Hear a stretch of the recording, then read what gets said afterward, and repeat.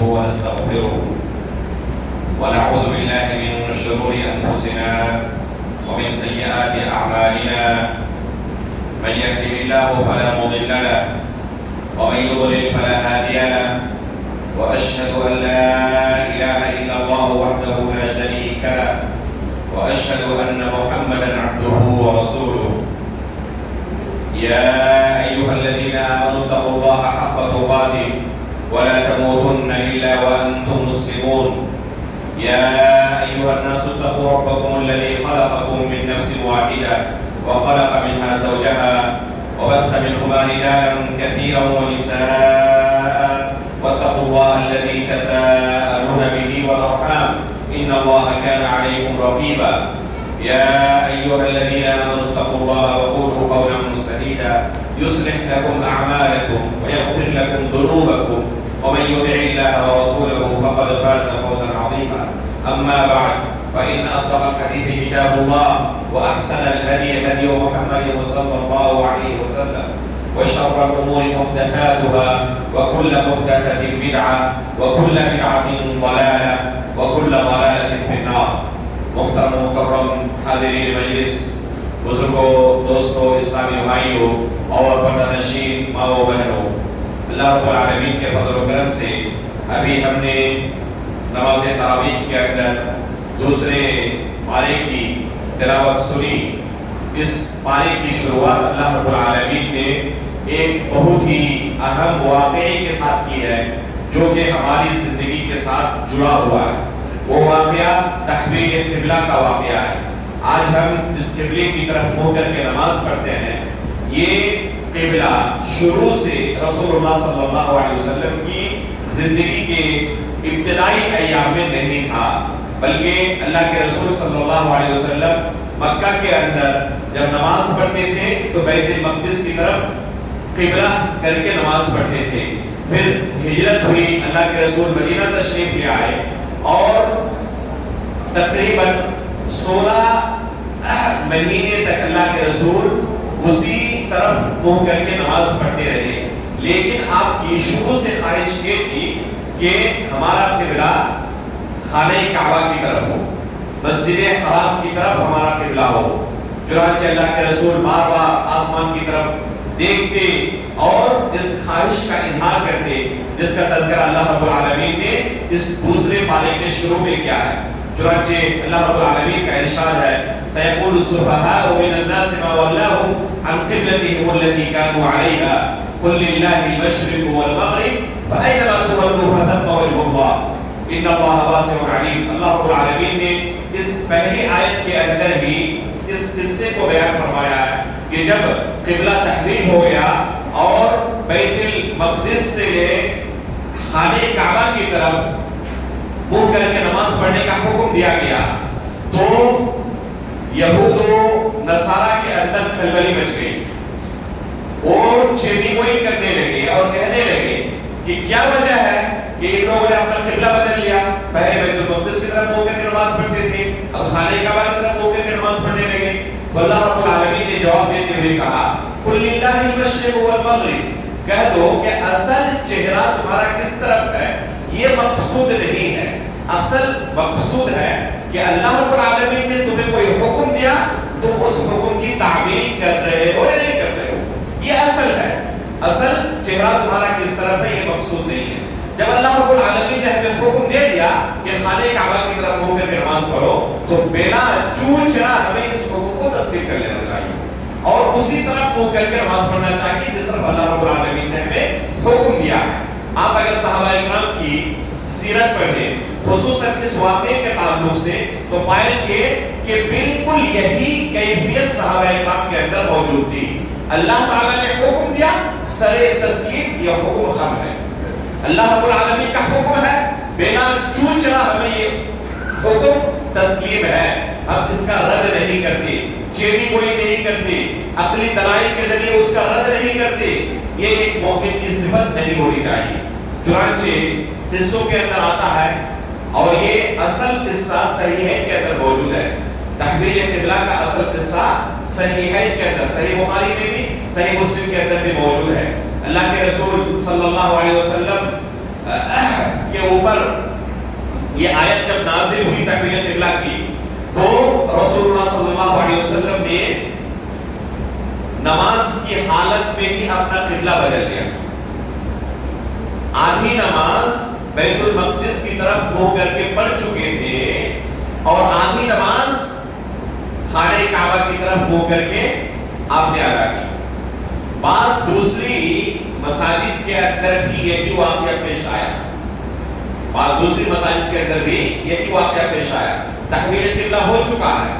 اس زمانے میں آج کی طرح انٹرنیٹ کا دور نہیں تھا, موبائل کا دور نہیں تھا کہ فون کر کے سب کو خبر دے دی جائے اور واٹس ایپ اور فیس بک گروپوں میں اعلان نشر کر دیا اور سب تک خبر پہنچ جائے.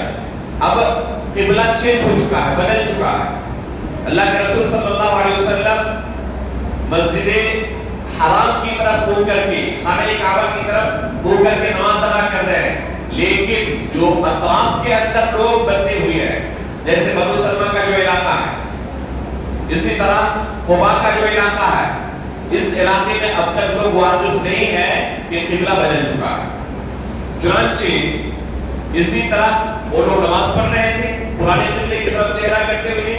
ایک صحابی کا وہاں سے گزر ہوا اور انہوں نے دیکھا کہ یہ اب تک پرانے قبلے کی طرف یعنی بیت المقدس کی طرف منہ کر کے نماز پڑھ رہے ہیں. مدینے کے اندر بیت المقدس اور خانہ کعبہ کی جو سمت ہے وہ بالکل ایک دوسرے سے اپوزٹ ہے. مدینے کے اندر جو خانہ کعبہ کی سمت ہے وہ جنوب کی طرف ہے. مکہ مدینے سے بالکل جنوب کی طرف پڑتا ہے اور بیت المقدس بالکل شمال کی طرف. تو دیکھا کہ اب تک یہ لوگ بیت المقدس کی طرف ہو کر کے نماز پڑھ رہے ہیں. نماز کی حالت میں ہی انہوں نے خبر دی کہ کیا ابھی تک تم لوگوں کو پتا نہیں کہ ہمارا قبلہ بدل چکا ہے اور اللہ کے رسول صلی اللہ علیہ وسلم خانہ کعبہ کی طرف منہ کر کے نماز پڑھا رہے ہیں. نماز کی حالت میں انہوں نے یہ خبر سنی اور نماز کی حالت میں ہی اپنا قبلہ بدل لیا. یہ واقعہ بہت سارے مسائل کو گھیرے ہوئے ہے. اس واقعے کے اندر بے شمار فقہی اور عقدی مسائل کی دلیلیں موجود ہیں اس واقعے کے اندر, جن میں سے ایک دلیل ہمیں یہ ملتی ہے کہ خبر واحد حجت ہے. یعنی اگر کوئی حدیث ہمیں صحیح سند سے مل جائے, گرچہ وہ متواتر نہ ہو, خبر دینے والا ایک ہو دو ہو یعنی معمولی تعداد میں ہو, لیکن سچے ہو, تو خبر واحد ہونے کے باوجود بھی گرچہ وہ حدیث متواتر نہ ہو اس پر عمل کرنا واجب ہے. صحابہ اکرام نے نماز جیسی اور قبلے جیسی اہم عبادت میں یہ کہہ کر کہ خبر دینے والا فقط ایک آدمی ہے, بعد میں تحقیق کریں گے, اگر حقیقت میں بات سچ نکلی تو قبول کریں گے, یہ تمام چیزیں انہوں نے نہیں کہی. نماز کی حالت میں ہی فوراً اپنا قبلہ بدل لیا. اسی طرح ہمیں پتہ چلتا ہے کہ صحابہ اکرام کے یہاں کس طرح اللہ رب العالمین اور رسول اللہ صلی اللہ علیہ وسلم کے حکم کے آگے اپنا سب کچھ قربان کر دینے کی کیفیت موجود تھی. ان کے یہاں اعتراض کی کیفیت نہیں تھی. اگر ہمارے معاشرے میں کوئی مسئلہ بیان کیا جائے اور کہا جائے کہ یہ مسئلہ اب تک ہم غلطی پر تھے, یہ نہیں صحیح ہے دلائل کے مطابق, تو لوگوں کو قبول کرنے میں بہت پریشانی ہوتی ہے. کیسے ہم قبول کر لیں؟ صحابہ اکرام نے یہ تمام اشکالات پیش کر کے اس مسئلے کو قبول کرنے میں تردد کا اظہار نہیں کیا. بس بعض لوگوں کے ذہن میں یہ اشکالات آئے کہ جن کی وفات ہو چکی ہے اسی پرانے قبلے کی طرف انہوں نے اپنی پوری زندگی میں نماز پڑھی ہے, تو ان کی نمازوں کا کیا ہوگا؟ ان کی نمازیں قبول ہوں گی یا نہیں ہوں گی؟ بعض لوگوں کے ذہن میں اشکال آیا جس کا اللہ رب العالمین نے جواب دیا. قرآن کی آیت نازل کی اور کہا وَمَا كَانَ اللَّهُ لِيُضِيعَ إِيمَانَكُمْ. جو لوگ پہلے نماز پڑھ چکے ہیں بیت المقدس کی طرف, اللہ رب العالمین ان کے اس عمل کو برباد کرنے والے نہیں ہیں. یہ آیت اس بات کی دلیل ہے کہ عمل ایمان کا ایک اہم حصہ ہے. وما كان الله ليضيع ایمانکم، ایمانکم سے مراد یہاں صلاتکم ہے. صلاتکم الى بیت المقدس، بیت المقدس کی طرف نماز پڑھنے کو اللہ تعالیٰ نے ایمان کے لفظ سے تعبیر کیا ہے. تو پتا چلا کہ ایمان کے اندر عمل ایک اہم رکن ہے. بغیر عمل کے ایمان کا تصور نہیں کیا جا سکتا. جیسے کہ ماتریدیہ کا عقیدہ ہے، ایک گمراہ فرقہ ہے، فرقہ ماتریدیہ. یہ عمل کو ایمان کا حصہ نہیں مانتے، عمل کو ایمان کا حصہ نہیں مانتے. چنانچہ ان کا عقیدہ ہے کہ اگر کسی نے کلمہ لا الہ الا اللہ کا اقرار کر لیا تو اس کے بعد چاہے کسی بھی طرح کا عمل کرتا رہے، نیک عمل ہو یا برا عمل ہو، اس کے ایمان پر اس کا کوئی اثر نہیں پڑتا. یہ گمراہ عقیدہ ہے. یہ گمراہ عقیدہ کس فرقے کا ہے؟ فرقہ ماتریدی کا.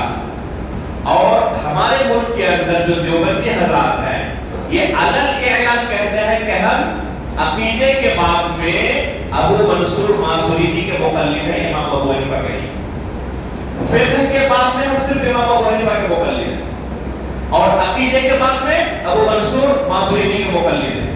اور ان کا عقیدہ کیا ہے؟ یہ باطل عقیدہ ہے ایمان کے باب میں کہ عمل ایمان کا حصہ نہیں ہے. کہتے ہیں لا یضر مع الایمان ذنب، ایمان لانے کے بعد، کلمے کا اقرار کرنے کے بعد کوئی بھی گناہ کرتا رہے اس کے ایمان پر کوئی فرق نہیں پڑتا. یہ ایک باطل عقیدہ ہے. میں نے اپنی کتاب کلمہ لا الہ الا اللہ کے اوپر ایک کتاب لکھی ہے، اس کے اندر ان مسائل کو تفصیل کے ساتھ مختصر عبارت میں بیان کیا ہے. کلمہ لا الہ الا اللہ کے اوپر ایک کتاب ہے اور اس کی کئی مرتبہ مکمل کتاب کی شرح کی جا چکی ہے. 10-12 مرتبہ اس کی شرح ہو چکی ہے. یوٹیوب کے اندر یہ دروس موجود ہے. آپ اس مسئلے کو خصوصی طور پر کہ ایمان کے باب میں اہل سنت و جماعت کا عقیدہ کیا ہے، معتزلہ اور خوارج کا عقیدہ کیا ہے، اور دوسری طرف ماتریدیہ کا عقیدہ اور مرجئہ کا عقیدہ کیا ہے، ان تمام چیزوں کو اس کتاب کے درس میں سنیں اور اہل سنت و جماعت کے عقیدے کے بارے میں جانکاری حاصل کریں.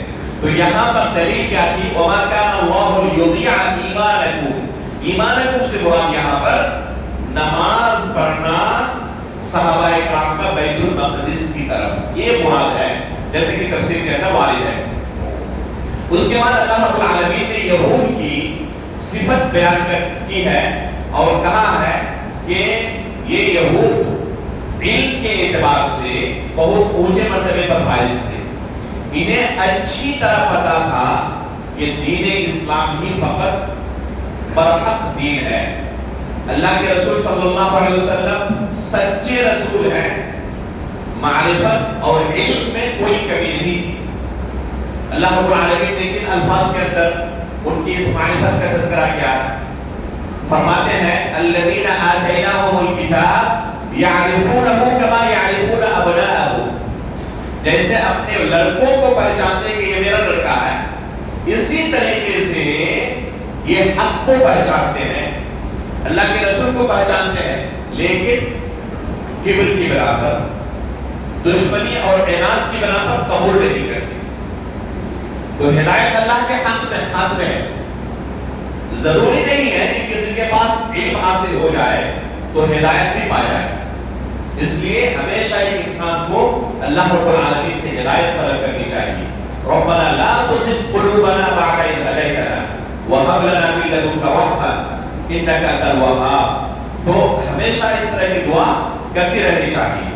اس کے بعد اللہ رب العالمین نے نماز اور صبر کا تذکرہ کیا ہے، اور یہ تذکرہ قرآن میں صرف یہی پر نہیں اور دوسری جگہوں پر بھی اللہ تعالیٰ نے کیا، کیونکہ نماز ایک ایسی عبادت ہے جس عبادت کے لیے صبر کی بہت زیادہ ضرورت ہے.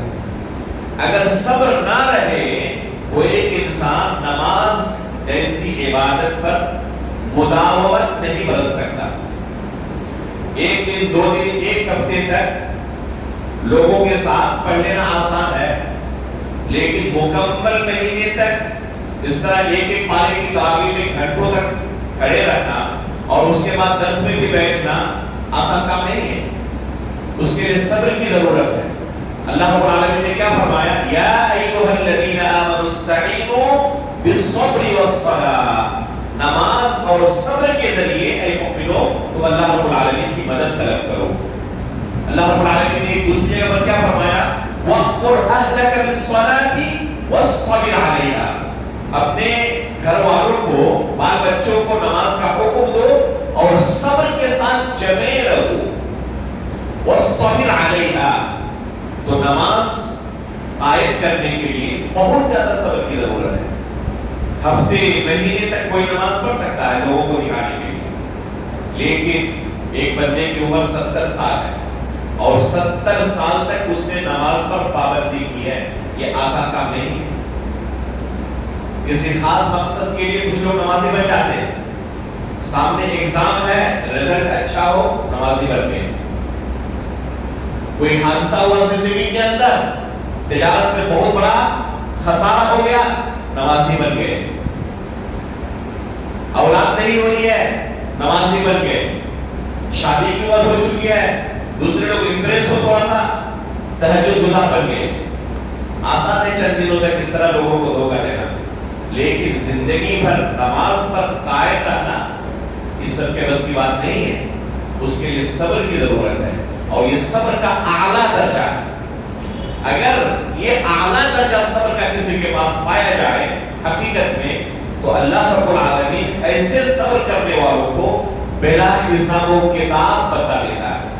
انما یوفی الصابرون اجرهم بغیر حساب. اللہ تعالیٰ نے وعدہ کیا ہے کہ صبر کرنے والوں کو اللہ تعالیٰ بلا حساب و کتاب بتاتا کرتا ہے.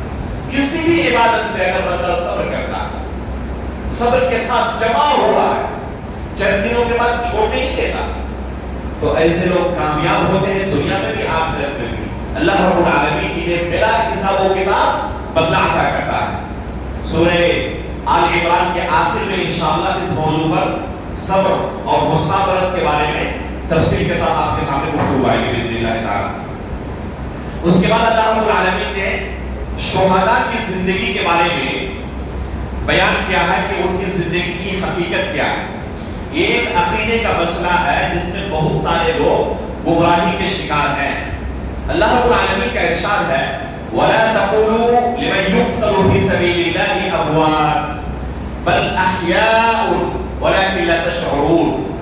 کہ جو اللہ کے راستے میں قتل کر دیے جاتے ہیں، یعنی شہید کر دیے جاتے ہیں، انہیں مردہ نہ کہو. بل احیاء، بلکہ یہ لوگ زندہ ہیں. وَلَكِنْ لَا تَشْعُرُونَ، لیکن ان کی زندگی کے بارے میں تم شعور نہیں کر سکتے، اندازہ نہیں لگا سکتے.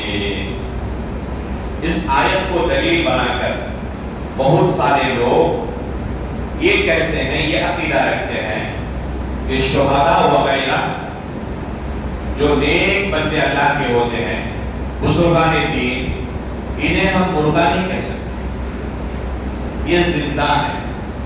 لہذا جب زندہ ہے تو زندوں کے ساتھ جس طرح تعامل کیا جانا چاہیے ان کے ساتھ اسی طرح تعامل کرتے ہیں. چنانچہ اپنی مصیبت کے وقت انہیں پکارتے ہیں، ان کے سامنے سربسجود ہوتے ہیں، چادریں چڑھاتے ہیں، اولادیں مانگتے ہیں، بارش مانگتے ہیں، رزق مانگتے ہیں. دلیل کیا ہے؟ یہ زندہ ہے. اگر مان بھی لیں کہ وہی زندگی ہے جو دنیا کی زندگی ہے، پھر بھی کیا یہ اعمال زندوں کے ساتھ بھی جائز ہے؟ جب وہ حقیقی زندگی میں زندہ تھے تب بھی کیا آپ ان کے ساتھ یہ عمل کرتے تھے؟ نہیں کرتے. لیکن جیسے ہی وفات ہوئی ان کے پاس عجیب و غریب طاقتیں آنے لگی. جب تک زندہ تھے وہ محتاج تھے، اور جیسے ہی وفات ہوئی عجیب و غریب ان کے اندر طاقت سما گئی. یہ کیا یعنی ناعقلی کی بات ہے. عقل اور نقل دونوں کے خلاف ہے. اللہ رب العالمین نے جب شہداء کی زندگی کا تذکرہ کیا فوراً کیا کہا؟ وَلَكِنْ لَا تَشْعُرُونَ. وہ زندہ تو ہے لیکن کون سی زندگی؟ اس زندگی کے بارے میں تم کچھ بھی شعور نہیں کر سکتے، اس زندگی کے بارے میں کچھ نہیں کر سکتے کہ کیسی زندگی ہو، لیکن آپ کیا کرتے ہیں؟ دنیاوی زندگی پر اس زندگی کو قیاس کرتے ہیں۔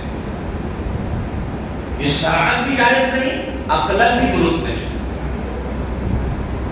بقیع الغرقد کا جو قبرستان ہے مسجد نبوی سے متصل، جس میں ہزاروں صحابہ اکرام کی قبریں ہیں، تابعین کی قبریں ہیں، لوگ زیارت کرنے کے لیے جاتے ہیں، ایسے بہت سارے بھائیوں سے ہم ملاقات ہوئی، ہم نے گفتگو کی، ہمارے ساتھی بھی اس میں رہتے ہیں، گفتگو کی، اللہ رب العالمین کے فضل و کرم سے بہت سارے لوگ ہدایت کے راستے پر آ گئے اور انہوں نے باطل عقائد سے توبہ کیا، کیونکہ یہ عقل اور نقل ہر چیز کے خلاف ہے۔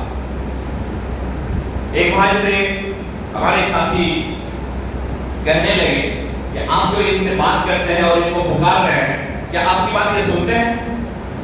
کہتے بالکل سنتے ہیں۔ پھر پوچھا کہ وہ سنتے ہیں تو جواب بھی دیتے ہیں یا آپ کو جواب کے لائق نہیں سمجھتے؟ کہ نہیں، بالکل جواب دیتے ہیں۔ پھر پوچھا کہ وہ جواب دیتے ہیں تو آپ سنتے ہو؟ انہوں نے کیا جواب دیا؟ تو کہا کہ ہم تو نہیں سنتے کہ کیا جواب دیا۔ تو کہا کہ پھر مردہ کون ہوا؟ آپ کو اس کی جگہ پر ہونا چاہیے تھا اور اس کو آپ کی جگہ پر۔ جو اندر ہے وہ سب کچھ کر پا رہے ہیں، وہ سنتے بھی ہیں، جواب بھی دیتے ہیں، اور آپ زندہ ہیں باہر، اس کے باوجود آپ سن نہیں پا رہے ہیں۔ انہوں نے کیا جواب دیا؟ تو جگہ بدل لینی چاہیے، آپ کو اندر ہونا چاہیے، انہیں باہر ہونا چاہیے۔ اگر وہ حقیقت میں دنیاوی زندگی کے اندر ہی زندہ ہے تو کسی بھی شخص کو جو زندہ ہو اگر زندہ دفن کرنا چاہے کوئی راضی ہوگا دفن کرنے کے لیے؟ اس کا مطلب کہ یہ زندگی نہیں ہے، وہ الگ زندگی ہے۔ وہ کون سی زندگی ہے؟ وہ برزخ کی زندگی۔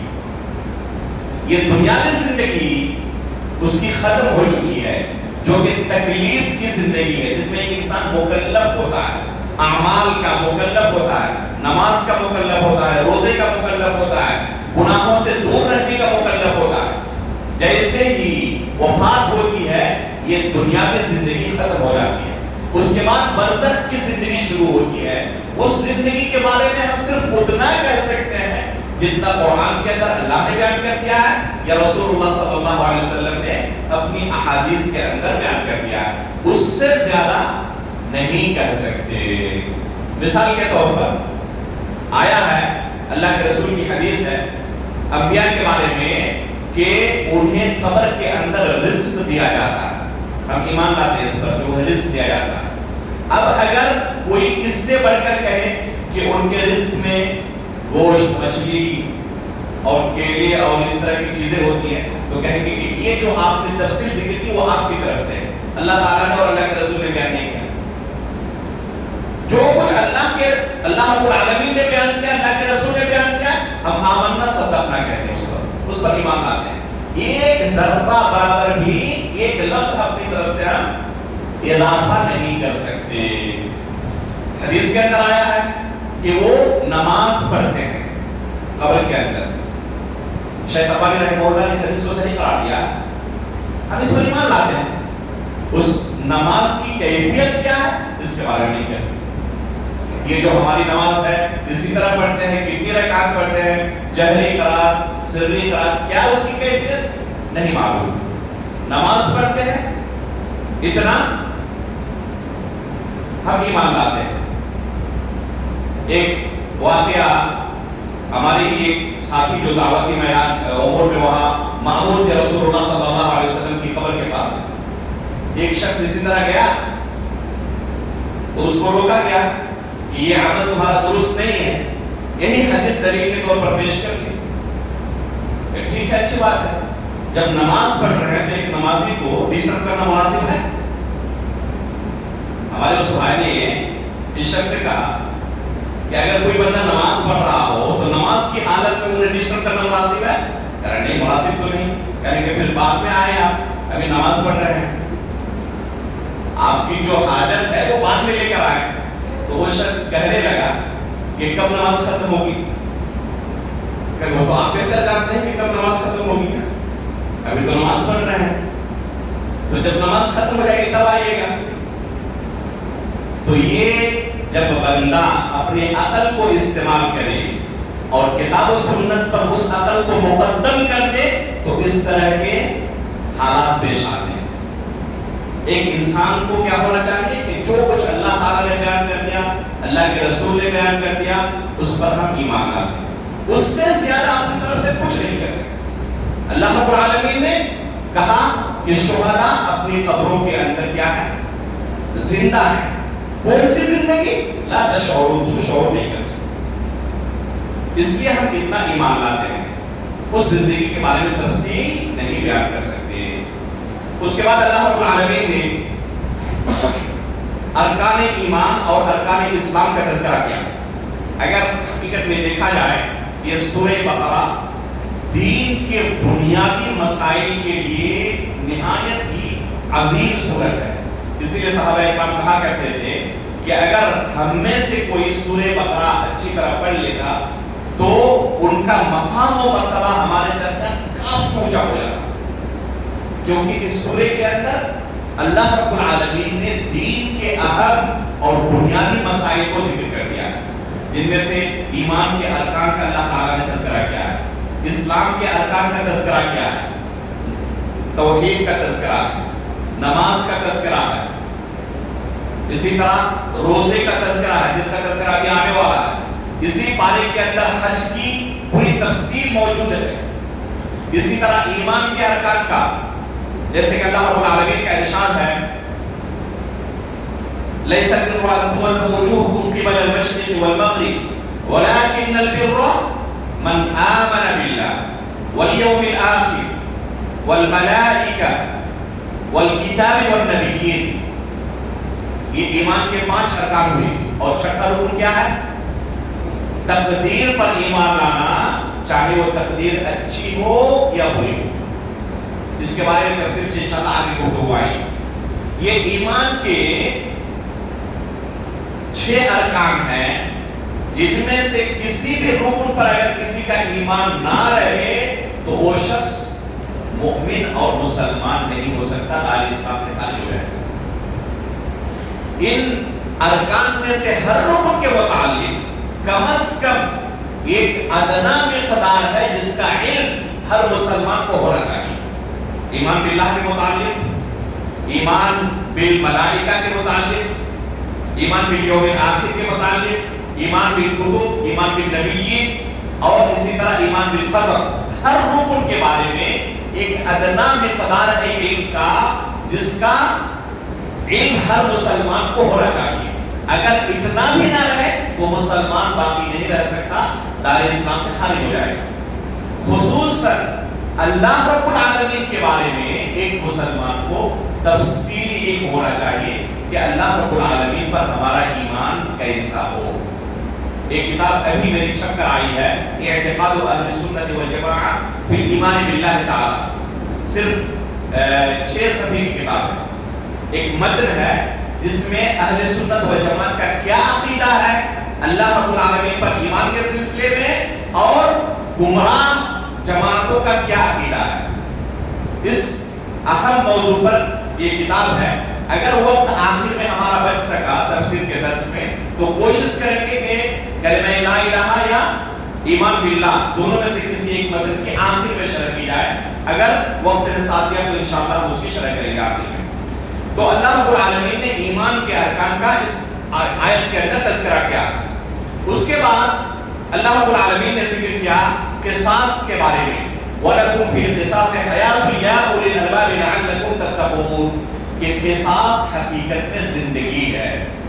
وَلَكُمْ فِي الْقِصَاصِ حَيَاةٌ, قصاص میں کیا کیا جاتا ہے؟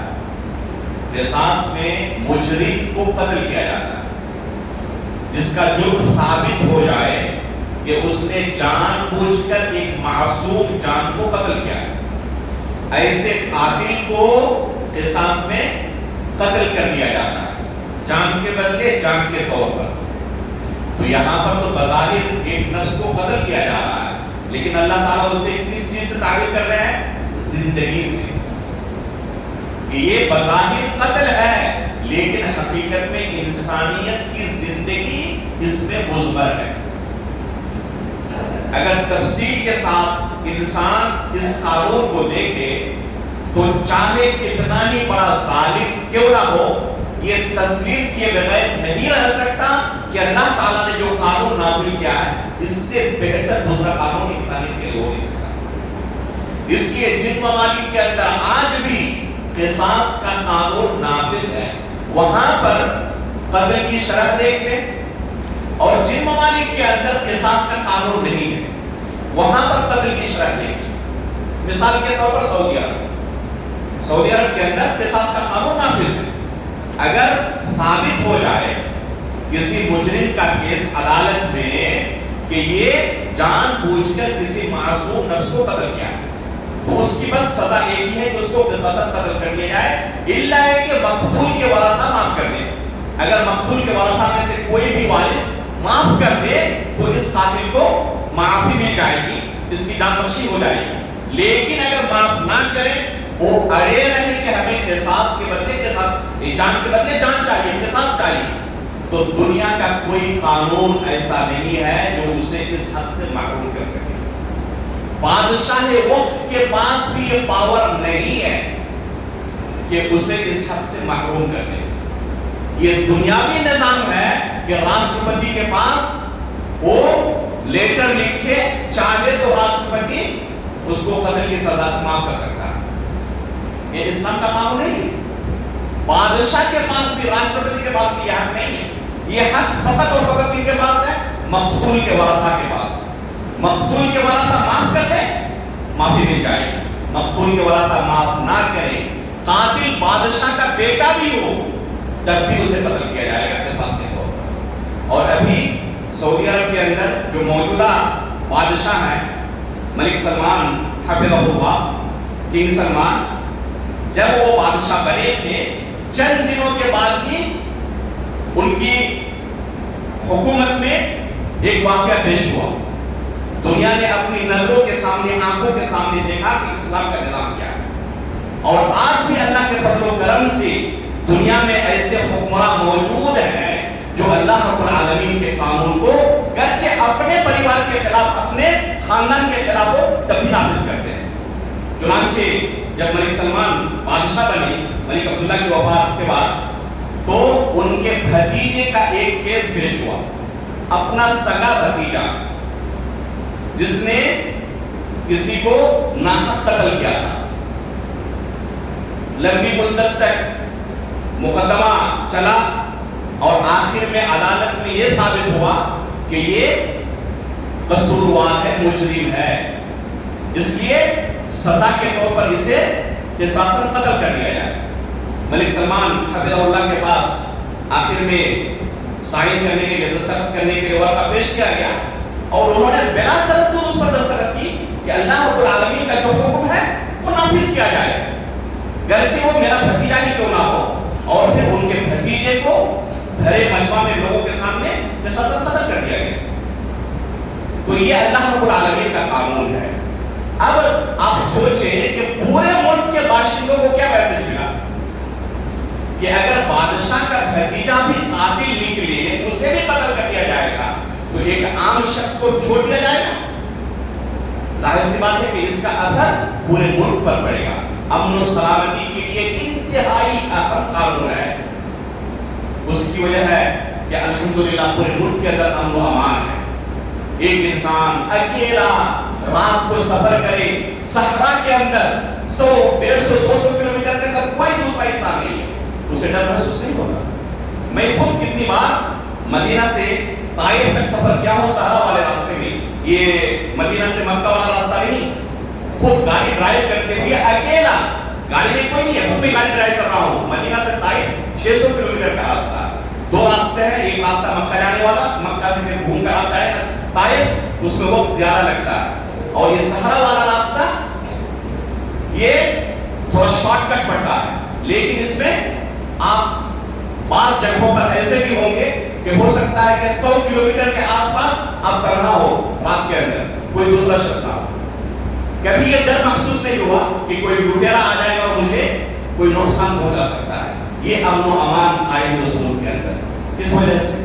اللہ رب العالمین نے اعلان کر دیا وَلَكُمْ فِي الْقِصَاصِ حَيَاةٌ يَا أُولِي الْأَلْبَابِ، اگر اللہ کا قانون نافذ کرو گے نا تو امن و امان قائم ہوگا. یہ زندگی ہے، قصاص حقیقت میں زندگی ہے. تو اللہ رب العالمین کے قانون کی خصوصیت ہے. اس کے بعد اللہ رب العالمین نے روزے کی فرضیت کا تذکرہ کیا ہے، جو کہ اسلام کا ایک عظیم رکن ہے جس مہینے کے ابھی ہم گزر رہے ہیں. اللہ رب العالمین نے اس دوسرے پارے کے اندر اعلان فرمایا، یا ایھا الذین آمنوا کتب علیکم الصیام کما کتب علی الذین من قبلکم لعلکم تتقون. کیا ایمان والو تم پر روزے کو فرض قرار دیا گیا ہے جیسے کہ تم سے پہلی امتوں پر اس اہم عبادت کو فرض قرار دیا گیا تھا. پتا چلا کہ یہ عبادت صرف امت محمدیہ کی خصوصیت نہیں ہے، ہم سے پہلی کی جو امتیں گزر چکی ہیں ان کے اندر بھی یہ عبادت موجود تھی. تفصیلات کے اندر فرق ہو سکتا ہے لیکن اصل عبادت سابقہ امتوں کے اندر بھی موجود تھی. اس کے بعد اللہ رب العالمین نے آگے کی کئی آیتوں میں روزے کے چند اہم احکام و مسائل کا تذکرہ کیا ہے، جن میں سے ایک مسئلہ ہے کہ اگر کوئی شخص بڑھاپے کی عمر کو پہنچ جائے، مرد ہو یا عورت ہو، اگر کوئی بڑھاپے کی عمر کو پہنچ جائے، اگر بڑھاپے کی عمر کو پہنچ جائے یا کوئی خاتون ہو جو حمل کی حالت میں ہو یا اپنے بچے کو دودھ پلا رہی ہو،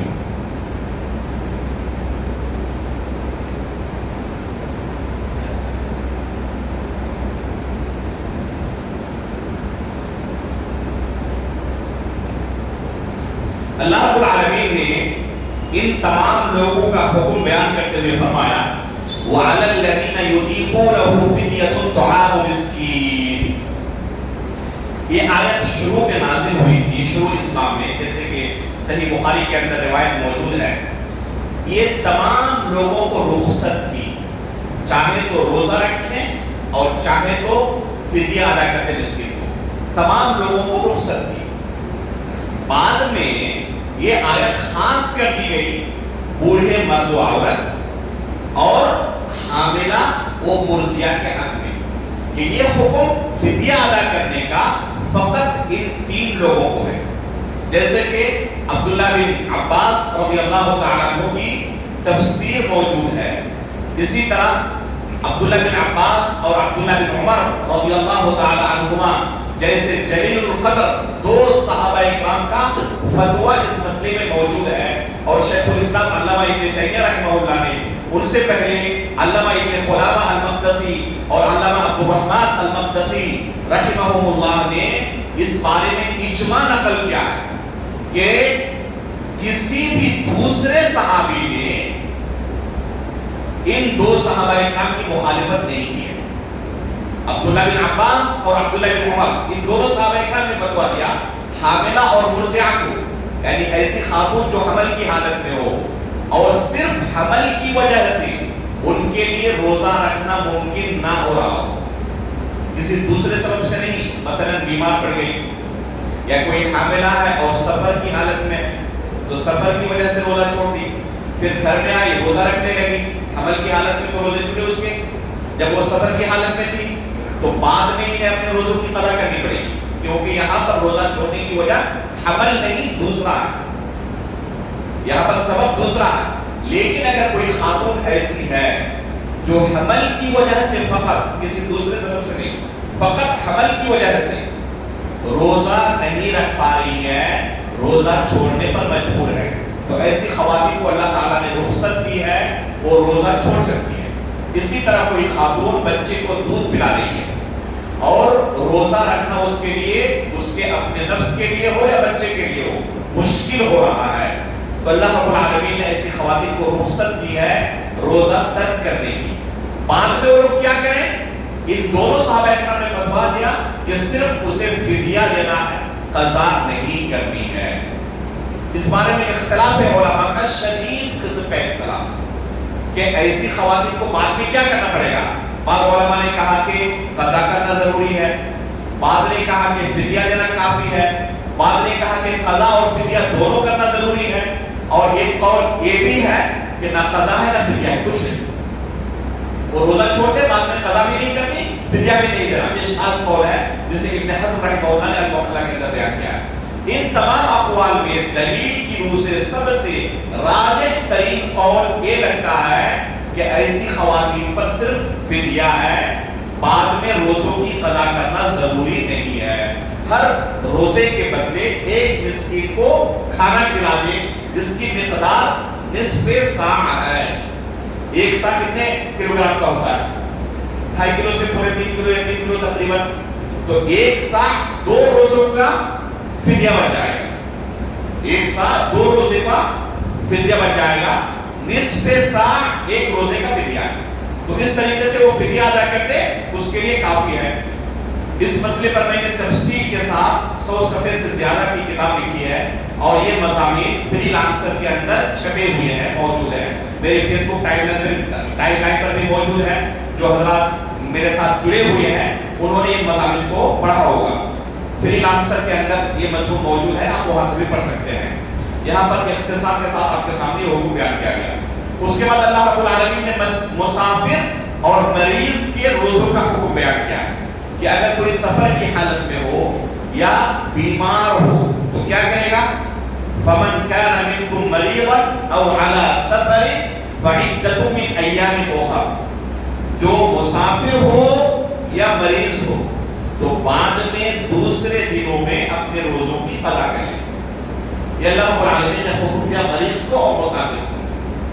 مریض اگر بعد میں روزوں کی قضا کر سکے تو اس کا یہ بھی حکم ہے. لیکن کوئی مریض ایسا ہو جس کے لیے بعد میں بھی روزوں کی قضا کرنا ممکن نہ ہو.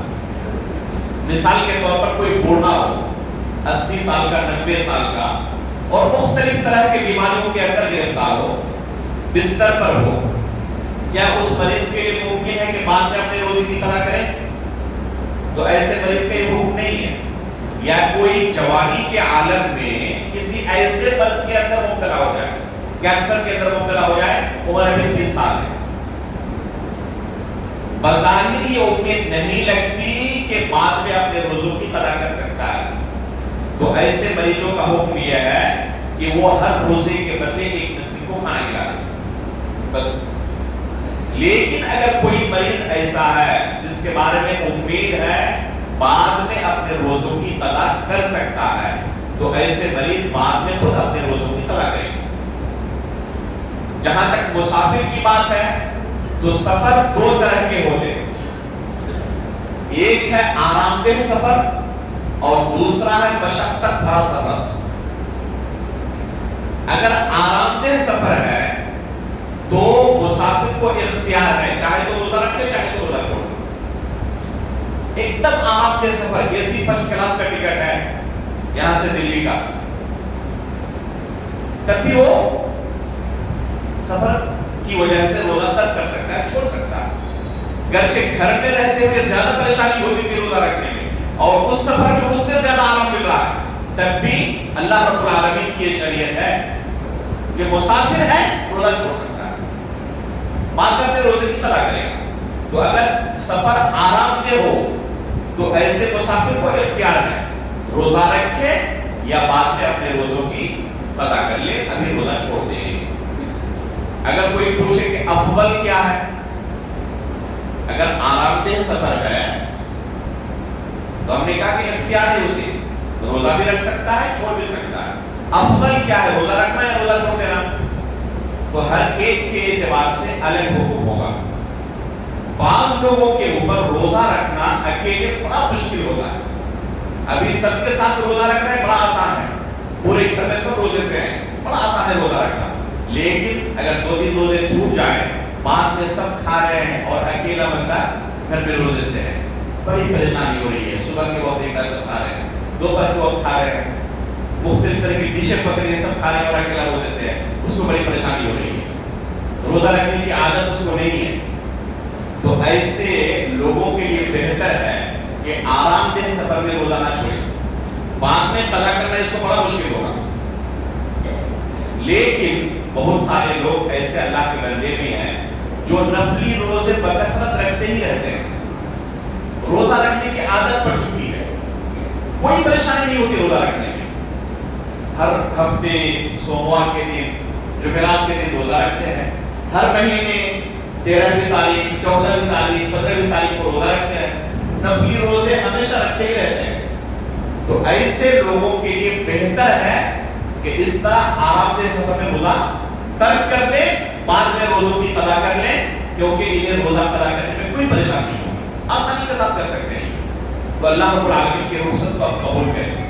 یہ تو ہوا آرام دہ سفر کی بات. اگر سفر مشقت بھرا ہو، جان نکل جائے گی، تب پھر روزہ نہیں چھوڑ سکتے. کچھ لوگوں کی عادت نہیں ہوتی ہے، چاہے جان نکل جائے لیکن روزہ نہیں چھوڑیں گے. کچھ لوگ ہوتے ہیں اس طرح کے، یہ درست نہیں ہے. اگر سفر مشقت بھرا ہے، جیسے لاک ڈاؤن کے زمانے میں پیدل لوگوں نے سفر کیا کتنے ہزار کلومیٹر تک کا، تب بھی کچھ لوگ روزہ نہیں چھوڑنا چاہتے. یہ درست نہیں ہے. ایسے سفر میں روزہ چھوڑنا ہی اصل ہے، روزہ رکھنا اصل نہیں ہے. بلکہ اللہ کے رسول نے ایسے مشقت بھرے سفر میں روزہ رکھنے والوں کو یہ وعید سنائی ہے کہ لیس من البر الصیام فی السفر. سفر کی حالت میں روزہ رکھنا کوئی نیکی کا کام نہیں ہے. آپ فتح مکہ کا واقعہ یاد کریں. اللہ کے رسول مدینہ سے نکلے ہیں، قراء الغدیم ایک جگہ ہے مکہ سے قبل، وہاں عصر کے بعد پہنچتے ہیں. فجر سے روزے کی حالت میں ہے، عصر تک کا وقت گزر چکا ہے، اب تھوڑا سا وقت باقی بچا ہے. اپنی امت کو تعلیم دے رہے ہیں. اللہ کے رسول نے اپنے صحابہ اکرام کو حکم دیا کہ سب روزہ چھوڑ دیں. یہ سفر مشقت بھرا ہو گیا ہمارے لیے، روزہ چھوڑ دیں. لیکن صحابہ اکرام روزہ نہیں چھوڑ رہے. کسی نے مشورہ دیا کہ اللہ کے رسول صاحب آپ کے انتظار میں ہے، آپ چھوڑیں گے تب چھوڑیں گے. تو اللہ کے رسول نے پانی منگایا اور اوپر کیا دکھا کر سب کے سامنے پانی پیا تاکہ لوگ آپ کی دیکھا دیکھی روزہ چھوڑ دیں. جیسے آپ نے روزہ چھوڑا، صحابہ اکرام نے روزہ چھوڑنا شروع کر دیا. لیکن ابھی بھی کچھ لوگ روزہ نہیں چھوڑنا چاہتے. خبر دی گئی اللہ کے رسول کو کہ ابھی بھی کچھ لوگ روزے کی حالت میں آپ کے روزہ چھوڑنے کے باوجود روزہ نہیں چھوڑ رہے ہیں. تو اللہ کے رسول نے تب کیا کہا؟ اولئک العصاة، اولئک العصاة، اولئک العصاة، کہ یہ نافرمان لوگ ہیں، یہ نافرمان لوگ ہیں. تو اس طرح کے سفر میں روزہ رکھنا کوئی اطاعت کا کام نہیں ہے، کوئی نیکی کا کام نہیں ہے. تو مشقت بھرا سفر ہو اس میں روزہ چھوڑ دیں، بعد میں اپنے روزوں کی قضا کریں. اس کے بعد اللہ رب العالمین نے آگے ایک اہم مسئلے کا تذکرہ کیا، جس مسئلے کا علم بہت سارے لوگوں کو نہیں ہے، اور اس طرح کے مسائل لوگوں کی مجلس میں بیان بھی نہیں کیے جاتے، اس لیے لوگ جان بھی نہیں پاتے. اللہ رب العالمین کا ارشاد ہے وَإِلَّ لَكُمْ لَيْلَةَ الصِّيَامِ الرَّفَثُ إِلَى نِسَائِكُمْ هُنَّ لِبَاسٌ لَكُمْ وَأَنْتُمْ لِبَاسٌ لَهُنَّ. رمضان مہینے کی راتوں میں تمہارے لیے اپنی بیویوں سے ہم بستری کرنا حلال ہے، جائز ہے، یہ حرام نہیں ہے. حرام کب ہے؟ روزے کی حالت میں، صبح صادق سے لے کر غروب آفتاب تک، فجر کی اذان سے لے کر مغرب کی اذان تک. اس وقت فقط بیوی سے ہم بستری حرام ہے. باقی اوقات میں وَإِلَّ لَكُمْ لَيْلَةَ الصِّيَامِ الرَّفَثُ إِلَى نِسَائِكُمْ، تمہارے لیے اپنی بیویوں سے ہم بستری کرنا حلال قرار دیا گیا ہے. هُنَّ لِبَاسٌ لَكُمْ وَأَنْتُمْ لِبَاسٌ لَهُنَّ، تم ان کے لیے لباس ہو اور وہ تمہارے لیے لباس ہے. میاں بیوی کے رشتے کو اللہ رب العالمین نے لباس قرار دیا ہے. لباس کی کیفیت کیا ہوتی ہے؟ ایک انسان لباس پہن کر اپنے عیوب کو چھپا لیتا ہے. اگر لباس نکال دیا جائے تو بے عزت ہو جائے گا، اس کے عیوب لوگوں کے سامنے ظاہر ہو جائے گی. تو میاں بیوی ایک دوسرے کے لیے لباس ہے. یہ ایک دوسرے کے بہت سارے عیوب کے بارے میں جانتے ہیں، چونکہ ہمیشہ ساتھ رہتے ہیں اس لیے بہت سارے عیوب جو دوسرے لوگ نہیں جانتے بیوی جانتی ہے، شوہر جانتا ہے اپنی بیوی کے بارے میں. تو کیا کرنا چاہیے؟ سوشل میڈیا پر اعلان کرنا چاہیے. اللہ تعالیٰ نے اس رشتے کو لباس قرار دیا ہے. جس طرح لباس کا کام عیب کو چھپانا ہوتا ہے، اس طرح ہم اپنی بیویوں کے لیے لباس ہیں، ان کے عیوب کو لوگوں کے سامنے بیان نہ کریں. بیوی اپنے شوہر کے عیوب کو لوگوں کے سامنے بیان نہ کریں. اس لیے اس رشتے کی پاکیزگی کا احساس ایک انسان کو ہونا چاہیے. اس سے بہتر تعبیر انسان کہاں سے لا سکتا ہے؟ اللہ رب العالمین نے اس رشتے کو لباس قرار دیا. اس لیے ایک انسان کو چاہیے کہ لباس کی طرح ہی اس رشتے کی پاکیزگی کو باقی رکھے. اس کے بعد اللہ رب العالمین نے حج کے احکام و مسائل کو بیان کیا ہے. الحج اشہر معلومات فمن فرض فیہن الحج فلا رفث ولا فسوق ولا جدال فی الحج. حج انتہائی صبر آزما عبادت ہے. اگر انسان کے پاس صبر نہ ہو، جو لوگ حج کر چکے ہیں وہ اچھی طرح واقف ہیں، انتہائی صبر کی ضرورت ہوتی ہے. بلکہ اللہ کے رسول نے عورتوں کے لیے جہاد قرار دیا ہے کہ عورتوں کے اوپر جہاد فرض نہیں ہے، ان کے اوپر حج ہے اور یہی ان کے لیے جہاد ہے.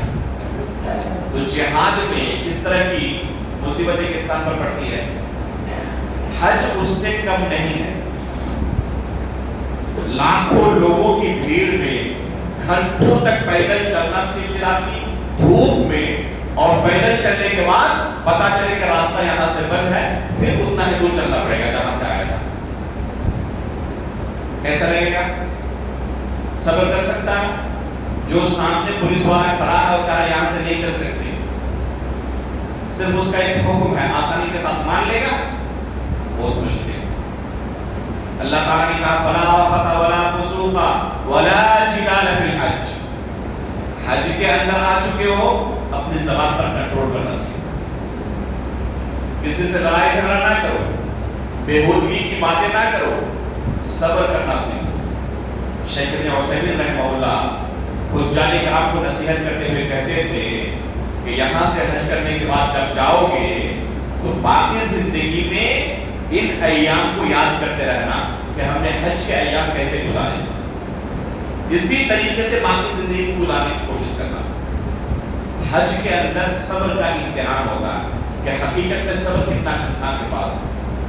تو اللہ رب العالمین نے ان مسائل کو یہاں پر تذکرہ کیا ہے، بیان کیا ہے. اس کے بعد اللہ رب العالمین نے ازدواجی مسائل کو اس پارے کے آخر میں بیان کیا ہے. ازدواجی مسائل یعنی شوہر اور بیوی کے مسائل کو اس پارے کے آخر میں تفصیل کے ساتھ ذکر کیا ہے.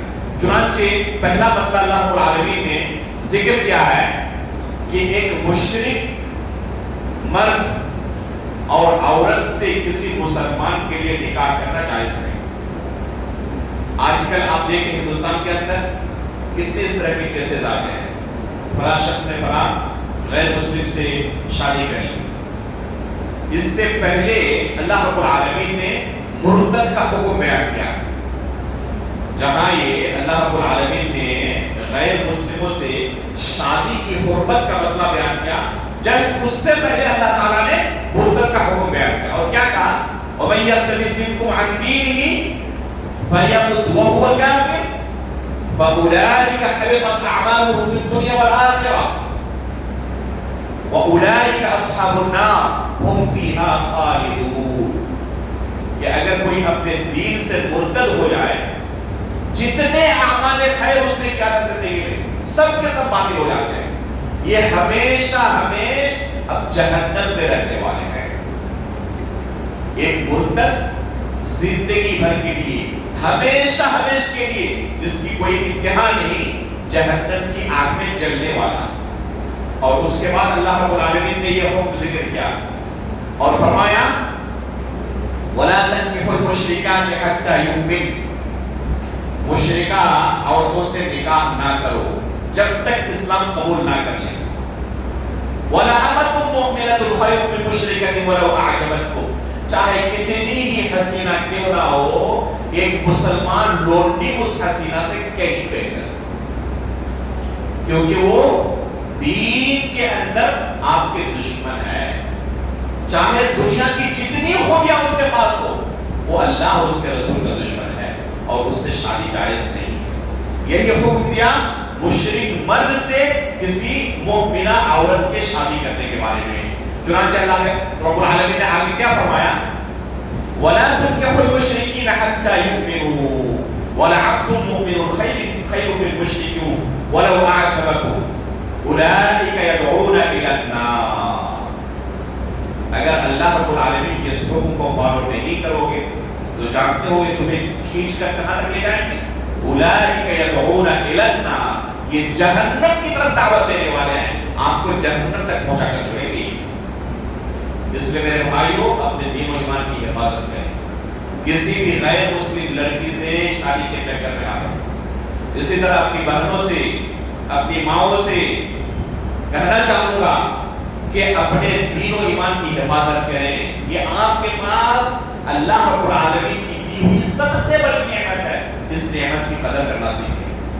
ایک معمولی لطف کے لیے، چند لمحوں کی آسائش کے لیے اس نعمت کو ضائع نہ کر دیں، اور ہمیشہ کی کہ جہنم کو اپنے مقدر میں نہ کر لیں. یہ اللہ رب العالمین کی بہت بڑی نعمت ہے، اس نعمت کی قدر کرنا سیکھیں. اس کے بعد اللہ رب العالمین نے ازدواج زندگی کا ایک مسئلہ بیان کرتے ہوئے کہا نساؤکم حرث لکم فأتوا حرثکم انا شئتم، اور اسی طرح کہا کہ حالت حیض میں بھی اپنی بیوی سے، حالت حیض میں اپنی بیوی سے قریب نہ جانا، اور تمہاری بیویاں تمہارے لیے حرث ہیں، کھیتی ہے. ایک انسان کھیت کے اندر بیج ڈالتا ہے، کس لیے؟ تاکہ اسے فصل کی پیداوار ہو. یہ اصل مقصد ہے.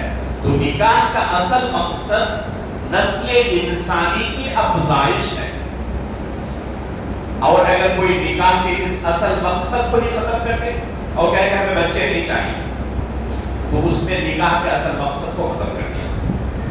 اللہ رب العالمین اسے حرث سے، کھیتی سے تعبیر کیا ہے، اور کھیتی کے اندر ایک انسان فصل کس لیے ڈالتا ہے؟ دانا کس لیے ڈالتا ہے؟ تاکہ اس سے فصل اگے. تو اللہ رب العالمین نے نکاح کا مقصد یہ بھی قرار دیا نسل انسانی کی افزائش، تاکہ یہ دنیا انسانوں سے آباد رہے. اگر سب لوگ اس طرح یہ راستہ اختیار کر لیں تو یہ دنیا چلتے کے بعد ختم ہو جائے گی. لوگ ڈھونڈنے کے بعد نہیں ملیں گے. جیسا کہ آج کل بہت سارے ممالک کے اندر دیکھا جاتا ہے کہ وہاں پر چھوٹے بچے نہیں پائے جاتے. چند ہی چھوٹے بچے ہیں پورے ملک کے اندر، کیونکہ کوئی بچہ پیدا نہیں کرنا چاہتا کہ بچے کے جھمیلے میں کون پڑے گا. یہ اللہ رب العالمین کی سنت اور اس کے قانون سے بغاوت ہے، جس کا انجام کبھی بھی اچھا نہیں ہوگا. اس کے بعد اللہ رب العالمین نے مطلقہ عورت کی عدت بیان کی اور کہا کہ ایک مطلقہ عورت اگر حائضہ ہے تو اس کی عدت 3 حیض ہے. طلاق کے مسئلے کو آسانی کے ساتھ اب غور سے تھوڑا سنیں. دیکھیں اسلام کی بہت بڑی خوبی ہے کہ اس نے نکاح کو جائز قرار دیا، اس کے اصول اور ضوابط متعین کیے، اور اس کی ترغیب دی، اور طلاق سے حتی الامکان دور رہنے کا حکم دیا. بلکہ اللہ کے رسول نے بیان کیا کہ شیطان کو سب سے زیادہ خوشی کب ہوتی ہے؟ جب کسی میاں بیوی کے درمیان جدائی کر دیتا ہے تو شیطان کو سب سے زیادہ خوشی ہوتی ہے. شیطان آپ کے ساتھ لگا ہوا ہے، کسی طرح آپ کے گھر کو اجاڑ کر رکھ دے، آپ کے گھر کو تباہ کر دے. شیطان کو کامیاب نہ ہونے دے. حتی الامکان کوشش کرے کہ طلاق کی نوبت نہ آئے. زندگی کے اندر، ازدواجی زندگی میں کھٹے میٹھے دور آتے رہتے ہیں. اللہ کے رسول صلی اللہ علیہ وسلم کے گھر میں بھی اس طرح کے واقعات پیش ہو چکے ہیں، تو ہمارے اور آپ کے گھر میں نہیں ہوگے؟ اللہ کے رسول نے مردوں کو حکم دیا کہ عورتیں ٹیڑھی ہڈی سے پیدا کی گئی ہیں. یہ عورتوں کی تنقیص نہیں ہے، عورتوں کو کم کر کے دکھانا مقصود نہیں ہے، بلکہ مردوں کا تعامل عورتوں کے ساتھ کیسا ہو یہ اسلام کی تعلیم ہے. اور اللہ کے رسول فرماتے ہیں کہ سب سے جو ٹیڑھا پر زیادہ پایا جاتا ہے وہ اونچے حصے میں، یعنی مقصود اس سے زبان ہے. ایک عورت کے اندر سب سے زیادہ ٹیڑھا پر اس کی زبان میں ہے. اس لیے اللہ کے رسول فرماتے ہیں کہ اگر اسی ٹیڑھے پن کے ساتھ تم خوشگوار زندگی گزارنا چاہو تو گزار سکتے ہو، اس کے اس ٹیڑھے پن کو نظر انداز کر دو، سمجھو کہ کچھ ہے ہی نہیں. وہ کچھ بھی کہتی رہے آپ بہرے بن جائیں، سمکم بکم عمیون بن جائے گا. وہ ابھی اللہ رب العالمین نے اس مخلوق کو اسی طرح پیدا کیا ہے، جذبات سے یہ مغلوب ہوتے ہیں، یہ عقل سے کم سوچتے ہیں، دل سے زیادہ فیصلہ کرتے ہیں. اس لیے جو کچھ وہ کہیں آپ اندھا بہرا بن جائیں اور ایک کان سے سن کر دوسرے کان سے نکال دیں، جواب نہ دیں. آپ دیکھیں گے کہ آدھے گھنٹے بعد وہی آپ کے لیے جو ابھی ایک دم نیم چنا کریلا بنی ہوئی تھی وہ آپ کے لیے امرت اور شہد بن جائے. اللہ کے رسول کیا فرماتے ہیں کہ اگر اس ٹیڑھے پن کے ساتھ تم نے زندگی گزار لیا تو بہترین تمہاری زندگی گزرے گی، لیکن اگر اس ٹیڑھے پن کو سیدھا کرنے جاؤ گے تو سیدھا تو نہیں کر پاؤ گے، توڑ دو گے. اور جانتے ہو توڑنے کا معنی کیا ہے؟ توڑنے کا معنی طلاق دینا. ان استمتعت بها وبها عوج، استمتعت بها وان ذهبت تقيمها كسرتها وكسرها طلاقها. یہ اللہ کے رسول کے الفاظ ہیں کہ اسی ٹیڑھے پن کے ساتھ اگر زندگی گزارنا چاہو خوشگوار زندگی گزرے گی، بس زندگی گزارو. لیکن اس ٹیڑھے پن کو سیدھا کرنے کے چکر میں پڑے رہو گے تو سیدھا زندگی میں نہیں کر سکتے، توڑ ضرور دو گی. اور توڑنے کا معنی ہے کہ طلاق دے دو گی. اگر طلاق کی نوبت آ جائے کسی کی زندگی میں، اسلام طلاق نہیں چاہتا. اگر مجبوری میں کسی کی زندگی میں لگے اب آخری آپشن طلاق ہی ہے، اس کے علاوہ کوئی دوسرا ہمارے پاس آپشن نہیں، اس کے لیے کیا کریں؟ وہ اسلام کو فالو کریں. پہلی چیز، پہلے عورت کی حالت کو دیکھیں کہ وہ حالت حیض میں ہے یا طاہرہ ہے یا حاملہ ہے. تین حالت میں سے ایک حالت میں ضرور ہوگی، یا تو حیض کی حالت میں ہوگی، مینس آ رہا ہے، یا پھر پاک ہوگی، یا پھر حمل کی حالت میں ہوگی، پریگننٹ ہوگی. اگر حیض کی حالت میں ہے تو طلاق دینا بالاجماع حرام ہے. امت میں سے ایک بھی عالم نہیں ہے جس نے کہا ہو کہ حیض کی حالت میں بیوی کو طلاق دینا حلال ہے. پوری امت کا اجماع کہ حالت حیض میں طلاق دینا حرام ہے. حیض کی حالت میں طلاق نہیں دے سکتے. طلاق دینے کی ضرورت آپ کو محسوس ہو رہی ہے، انتظار کریں پاک ہونے کا. پاک ہونے کے بعد جماع سے پہلے طلاق دیں، جماع کے بعد دیں. تو حالت حیض میں ہو تو طلاق نہیں دے سکتے آپ. اگر طاہرہ ہے، حالت حیض میں نہیں ہے، تو اگر تم نے اس طہر کے اندر جماع کر لیا ہے طلاق نہیں دے سکتے. اگر وہ پاک ہے اور اس طہر میں تم نے جماع کر لیا ہے اس کے ساتھ طلاق نہیں دے سکتے. کب طلاق دو گے؟ گزرنے دو یہ پورا پیریڈ، پھر وہ حائضہ ہوگی، حائضہ ہونے کے بعد جب پاک ہوگی نا تب طلاق دینا. اتنے دنوں کے اندر دونوں میں صلح نہیں ہو جائے گی. اسلام نے دیکھیں کتنا بہترین اصول قائم کیا تاکہ طلاق کی نوبت کم سے کم آئے. اور اگر پریگننٹ ہے تو تم طلاق دے سکتے ہو. اور پریگننٹ کی حالت میں کوئی شوہر جلدی طلاق اپنی بیوی کو نہیں دیتا. اپنی آنکھوں سے دیکھ رہا ہے کہ بیوی کتنی مشقت سے اس کے بیٹے کو، اس کے بچے کو پال رہی ہے اپنے پیٹ کے اندر. سخت سے سخت دل انسان بھی اس حالت میں اپنی بیوی کو رحم کرتا ہے. تو اس حالت میں طلاق جلدی کوئی دینا نہیں چاہے. تو اس طریقے سے اسلام نے طلاق کا نظام قائم کیا تاکہ کم سے کم طلاق کی نوبت آئے. اس اصول کو فالو نہ کرنے کی وجہ سے ہمارے معاشرے کے اندر طلاق کی کیسز آتے ہیں. ہمارے ایک استاد تھے جو مدینہ کے اندر کورٹ کے جج بھی ہیں. سعودی عرب کے اندر جو جج ہوتے ہیں وہ بڑے کبار علماء ہوتے ہیں. وہ ہمیں قضا کا مسئلہ پڑھا رہے تھے اور کہہ رہے تھے کہ میرے کورٹ کے اندر جب کوئی طلاق کا مسئلہ آتا ہے تو میں نے جو اسی اس میں عدالت میں جو پرسنل میرا روم ہے، میرا طریقہ یہ ہے کہ جب بھی کوئی جوڑا طلاق کا کیس لے کر آتا ہے تو میں کیا کرتا ہوں، ان دونوں کو کہتا ہوں کہ تمہارے اس درخواست کو منظور میں اسی وقت کروں گا جب میری ایک شرط مانو گے، اور میں دستخط نہیں کروں گا. کیا شرط ہے؟ یہ میری چابی لو روم کی، اور اس روم کے اندر 1 گھنٹے تک دونوں بند رہو، اندر سے تالا لاک کر کے. اس کے بعد نکلنے کے بعد پکا 1 گھنٹے بعد آ کر دونوں کہو کہ ہمیں طلاق چاہیے، اس وقت میں دستخط کر دوں گا. بس بس ایک شرط ہے. کہتے ہیں کہ میری زندگی کا تجربہ یہ ہے کہ 90% جوڑے جو طلاق کا کیس لے کر آتے ہیں نکلنے کے بعد کہتے ہیں طلاق نہیں چاہیے. یہ طلاق کی نوبت کب آتی ہے؟ شیطان دونوں کے درمیان جب حائل رہتا ہے. اب وہ جوڑا میاں بیوی اس روم کے اندر 1 گھنٹے تک بند ہے, شیطان کامیاب ہو جائے گا؟ مشکل ہے شیطان کامیاب ہو. پھر وہ سوچتے ہیں کہ ہماری زندگی کے اندر افضل یہی ہے کہ ہم ازدواجی زندگی کو برقرار رکھیں. اگر طلاق کی نوبت آ جائے تو طلاق دے سکتا ہے, لیکن طلاق کیوں دے گا؟ بیوی کو اپنی زندگی سے جدا کرنے کے لیے نا.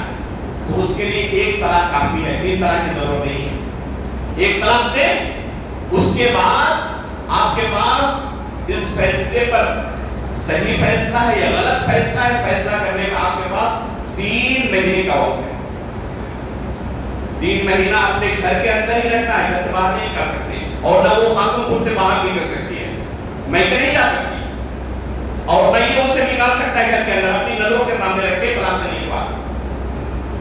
جس طرح وہ اب تک رہ رہی تھی اسی گھر میں رہے, 3 مہینے تک اپنی نظروں کے سامنے دیکھ رہا ہے, کیا رقم نہیں آئے گا کہ اسے واپس کر لیں؟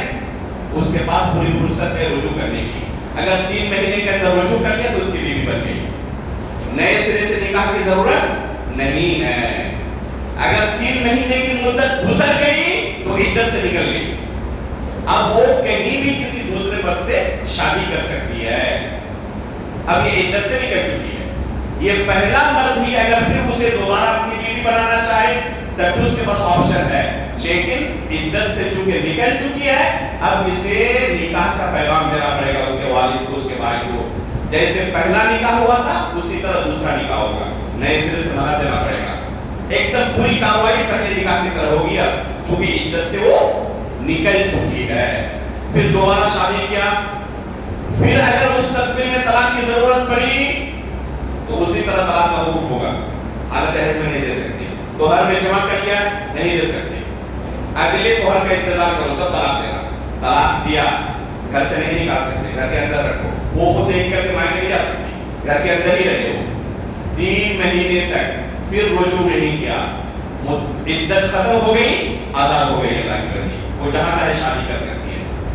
پھر ان دونوں کو لگا کہ نہیں اسی کے ساتھ رشتہ بہتر تھا, پھر دوبارہ بھی شادی, تیسری بار بھی شادی کر سکتا ہے اس کے ساتھ, پھر اسے بیوی بنا سکتا. لیکن اب اگر تیسری بار طلاق دیا تو تینوں گولیاں ختم, اب اسے اپنی بیوی نہیں بنا سکتا. اب بڑا مشکل مسئلہ اس کے لیے. کیا مسئلہ ہے؟ حلالہ کرا کے دوبارہ بیوی بنا لے؟ نہیں, یہ حلالہ نہیں ہے, یہ حرامہ ہے. یہ حلالہ نہیں ہے جسے بعض لوگ حلالہ کہتے ہیں نا, یہ ملعون کام ہے. اللہ کے رسول نے لعنت بھیجی ہے اس کام پر. اگر 3 طلاق دے دیا ہے تو بیوی عدت جیسے ختم ہوگی آزاد ہو جائے گی. عدت کے اندر اگر جیسے عدت ختم ہوگی کیا ہوگی, وہ آزاد ہو جائے گی. اب اس کی بیوی کب بنے گی؟ وہ حتی تنکح زوجا غیرہ, کسی دوسرے مرد سے شادی کرے زندگی گزارنے کے لیے, پہلے شوہر کی طرف آنے کے لیے نہیں, زندگی گزارنے کے لیے کسی دوسرے مرد سے شادی کرے. اب اگر وہاں بھی رشتہ نہ چلے یا وفات ہو جائے دوسرے شوہر کی, اس نے اپنی مرضی سے طلاق دی, پہلے شوہر کے لیے حلال ہو جائے اس نیت سے نہیں, تب یہ پہلا شوہر عدت گزرنے کے بعد پھر اسے اپنی بیوی بنا سکتا ہے. عموماً اس کی نوبت نہیں آتی.